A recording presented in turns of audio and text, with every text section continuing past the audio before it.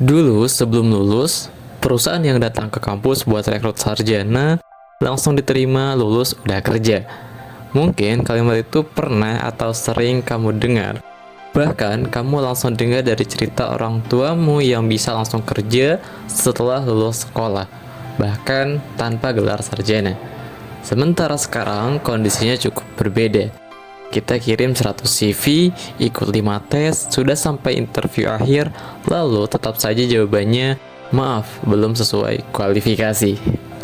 Itu pun kalau diinfokan, karena realitanya lebih banyak perusahaan yang ghosting, tanpa memberikan konfirmasi ketika kita tidak lolos seleksinya. Pertanyaannya adalah, apakah generasi sekarang kurang berusaha, atau memang realitanya yang sudah jauh berubah? Kalau menurut kamu sendiri, kira-kira cari kerja sekarang memang lebih sulit atau kita saja yang terlalu banyak mengeluh? Tulis di kolom komentar ya, kita berdiskusi. Selamat datang di Disbar, diskusi bareng teman lomba. Ruang diskusi tempat kita membahas cerita, realita, dan cara kita memaknainya bersama. Sekarang, aku ingin tanya ke kamu. Menurut kamu, cari kerja sekarang lebih sulit karena sistemnya yang semakin kompetitif atau karena kita belum cukup siap beradaptasi? Oke, tulis jawabanmu di kolom komentar ya. Sebelum masuk lebih dalam, kita lihat dulu gambaran besarnya. Setiap tahun, jutaan orang masuk ke angkatan kerja. Lulusan SMA, SMK, hingga perguruan tinggi, semuanya masuk ke pasar kerja dalam waktu yang hampir bersamaan. Di sisi lain, pertumbuhan lapangan kerja tidak selalu mengikuti laju pertumbuhan angkatan kerja. Data BPS menunjukkan tahun 2023 terdapat 1,9 juta orang yang mencari kerja. Sementara hanya tersedia 216.000 lowongan pekerjaan. Akibatnya, satu posisi entry level bisa diperebutkan ratusan bahkan ribuan orang. Dulu mungkin saingannya satu kota atau satu daerah. Sekarang saingannya sudah satu Indonesia. Nah, perubahan pertama yang paling terasa adalah peningkatan jumlah lulusan. Hari ini, gelar sarjana bukan lagi sesuatu yang langka. Setiap tahun diperkirakan terdapat 1,8 sampai 1,9 juta lulusan sarjana baru. Di satu sisi, pendidikan memang meningkat, tapi lapangan kerja formal tidak bertambah secepat itu. Akhirnya, standar pun ikut naik. Posisi yang dulu cukup lulusan SMA, sekarang minimal S1. Yang dulu cukup pengalaman 1 tahun, sekarang diminta 2-3 tahun. Belum lagi, kompensasi berupa gaji atau benefit yang diberikan masih underpaid. Fresh graduate sering berada di posisi yang serba salah. Kalau semua butuh pengalaman, kita harus mulai dari mana? Selanjutnya, perubahan kedua adalah sistem rekrutmen yang semakin kompleks. CV sekarang harus lolos dari sistem ATS. Belum tentu dibaca oleh manusia, tapi oleh suatu sistem. Selain itu, proses seleksi juga cukup panjang, menguras energi hingga tabungan apabila perlu hadir secara offline. Rangkaian tesnya juga sangat panjang dan cukup beragam. Ada tes online, psikotes, technical test, interview atau wawancara yang juga berlapis. Proses seleksi yang cukup panjang ini memudahkan perusahaan dalam menyaring kandidat terbaik.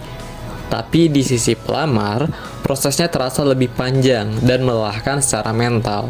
Belum lagi alasan ditolak karena belum punya pengalaman ketika mendaftar posisi yang entry level.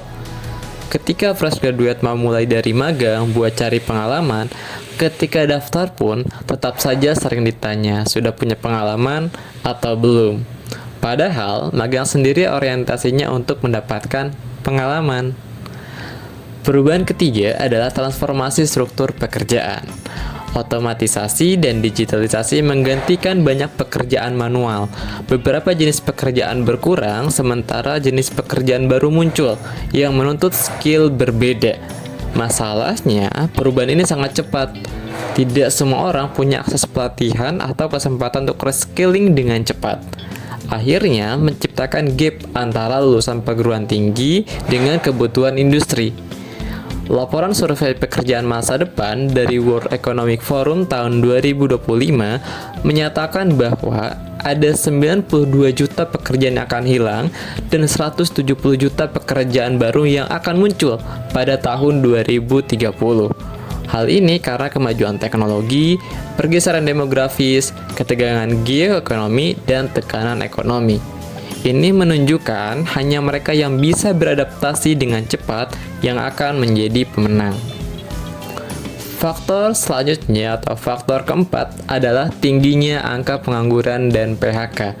Menurut data Badan Pusat Statistik tahun 2025, jumlah pengangguran di Indonesia pada Agustus 2025 sebanyak 7,46 juta orang. Kemudian, angka ini juga diperparah oleh tingginya angka PHK. Menurut data Kementerian Ketenagakerjaan, terdapat 88,5 ribu orang yang mengalami pemutusan hubungan kerja atau PHK selama tahun 2025.